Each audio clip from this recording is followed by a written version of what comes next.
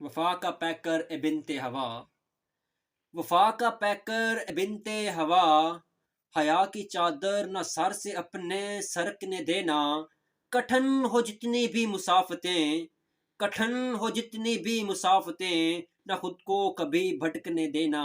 صدر علی وقار، اسلام دین فطرت ہے، اس لیے اسلام فطرت محبت انسانی فطرت کا تقاضا ہے، اس لیے اسلام محبت کرنے سے نہیں روکتا، بلکہ اللہ تعالیٰ کے ارشاد کے مطابق عرش کے سائے دینے کی جگہ کا وعدہ فرماتا ہے۔ اس لیے محبت کے حدود و قبور بتاتی ہیں کہ محبت اللہ اور اس کے رسول سے کی جائے، اس کے ارشاد کے تحت والدین، رشتہ دار اور اساتذہ سے کی جائے، نیک لوگوں سے کی جائے۔ اسلامی تعلیمات ہونے کے باوجود غیروں کی نقل کرنا اسلام ایک مسلمان کو زیب نہیں دیتا۔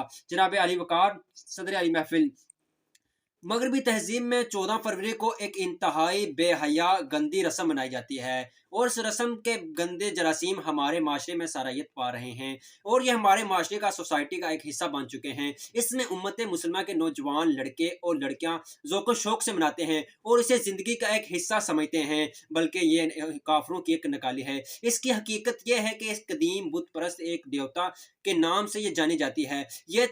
یہ تہوار فروری کے وسط میں منایا جاتا ہے۔ اس تہوار میں جوان لڑکیاں ایک خط لکھ کر ایک بڑے گلدان میں ڈال دیتی ہیں، اور جوان لڑکے اس کا انتخاب کرتے ہیں۔ جوان لڑکیاں اور لڑکے ہنگامی پیدا کرتے ہیں اور شادی سے پہلے ایک دوسرے سے ملتے ہیں، تحائف دیتے ہیں۔